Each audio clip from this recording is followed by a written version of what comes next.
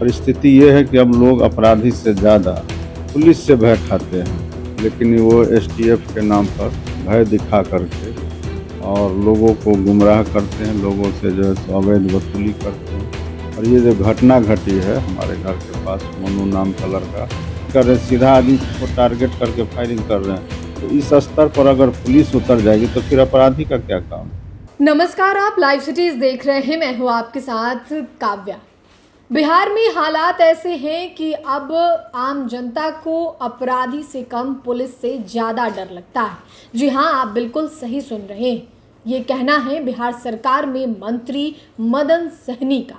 जी हां, आपको बता दें तो मदन सहनी दरभंगा पहुंचे हुए थे और इस दौरान जब उनसे सवाल किया गया है तो वो ये तमाम बातों को कहते हुए नजर आए हैं। उन्होंने कहा है कि जो दरभंगा में जो घटना हुई, एक युवक जो खुद को ख़त्म कर लिया और उस पर ये आरोप था कि उसने जो है एक मोबाइल फ़ोन ख़रीदा था और मोबाइल फ़ोन जो था वो चोरी का मोबाइल फ़ोन था और पुलिस, आपको पता है कि इन चोरी के मोबाइल फ़ोन की रिकवरी करती है।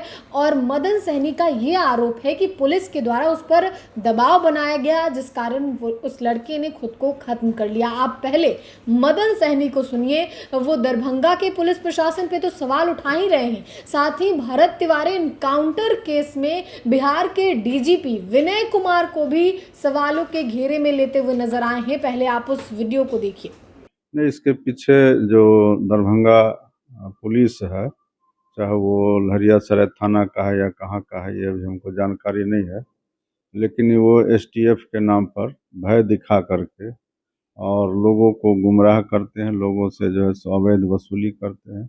और ये जो घटना घटी है हमारे घर के पास, मोनू नाम का लड़का, वो इसी वजह से किया है कि परसों उसके पास से कोई मोबाइल जो किसी के द्वारा उसको बेचा गया, जो उसके पास से बरामद हुआ, और उसके बाद से जो है, जो बिना ड्रेस में, बिना नंबर प्लेट का पुलिस के द्वारा आ करके और उसको अवैध वसूली के लिए डरा धमका करके 2 लाख 4 लाख या जो भी डिमांड किया, और उसके बाद पुलिस आकर के यहाँ फायरिंग किया है। परिस्थिति ये है कि अब लोग अपराधी से ज़्यादा पुलिस से भय खाते हैं। अब इस पर पुलिस को सोचना होगा कि हम किस तरह से, हमारा जो वरीय पदाधिकारी है, जो सिपाही हैं, जमींदार हैं, दरोगा है, वो किस तरह से पब्लिक को प्रताड़ित करते हैं और उसका भयादोहन करते हैं, उससे अवैध वसूली करते हैं। इस पर अगर रोक नहीं लगता है तो हम लोग को सोचना पड़ेगा।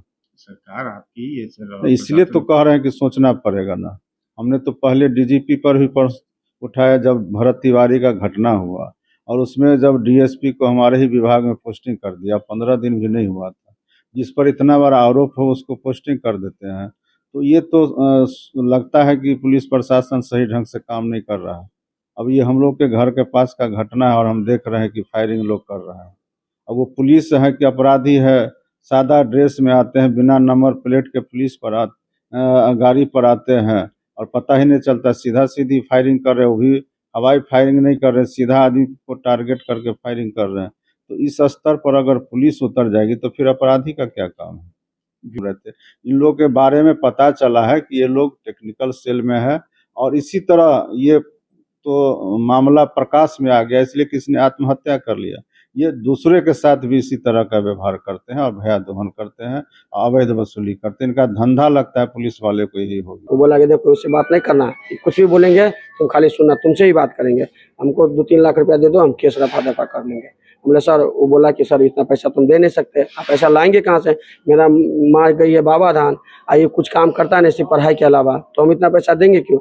अगर दोषी है तो आप बताइए हमको। तो नहीं, एक और मोबाइल बहुत बड़ा कांड है, इसमें आपको 2-4 लाख रुपया लगभग करेगा, नहीं लगेगा तो 2 करोड़ का आपको 2 करोड़ का चार्ज आपको भरना पड़ेगा। बोले सर ऐसा थोड़ी होता है, जो 2 करोड़ का चार्ज होता है। नहीं, ऐसा नहीं करोगे तो तुमको हम एनकाउंटर भी कर सकते हैं। 2 करोड़ क्या मतलब? 2 करोड़ लूट कांड में सोना वाला कांड का मोबाइल है ये हमको बताया गया। बोले ठीक है सर, अब ऐसा लगता है तो कोई बात नहीं।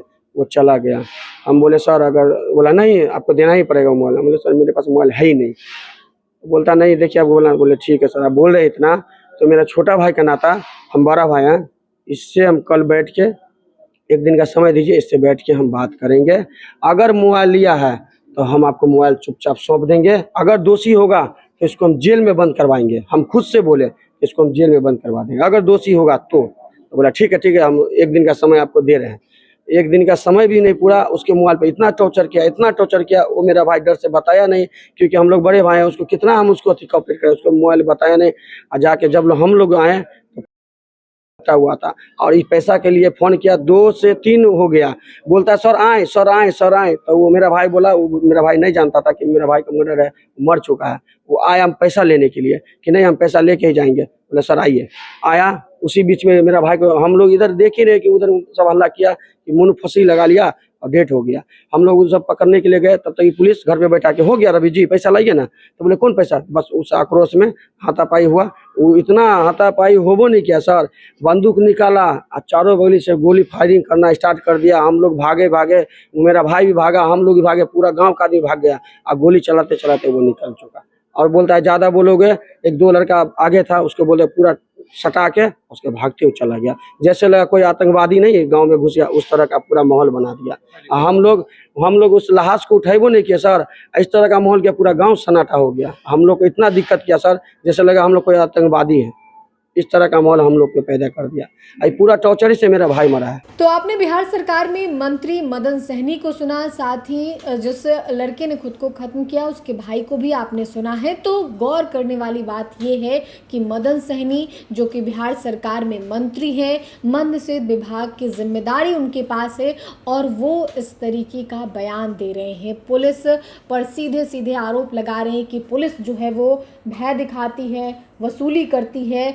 उनका कहना है कि अब लोगों को जो है अपराधियों से ज़्यादा पुलिस से भय महसूस होता है। अवैध वसूली और भयादोहन का आरोप लगाया है। दरभंगा पुलिस से लेकर बिहार के डीजीपी तक के कार्यप्रणाली पर सवाल उठाए हैं। उन्होंने ये कहा है कि हम तो डीजीपी को लेकर भी शिकायत किए थे कि कैसे जो भरत तिवारी एनकाउंटर मामले में जो वहाँ पर डीएसपी थे उनका 15 दिन के भीतर ट्रांसफ़र हुआ और उन्हें मद्य निषेध विभाग में भेज दिया गया। ये तमाम बातों को मदन सहनी के द्वारा कहा गया है। तो आप समझ सकते हैं कि जिस तरीके से बिहार में इन दिनों घटनाएं हो रही है और इस पर अब मंत्री का ये कहना है कि अगर पुलिस कुछ नहीं करेगी तो हम लोगों को कुछ सोचना पड़ेगा। फिलहाल के लिए इतना ही। साथ ही चैनल को सब्सक्राइब करें, फेसबुक पेज को लाइक करें। वीडियो देखने के लिए आपका धन्यवाद।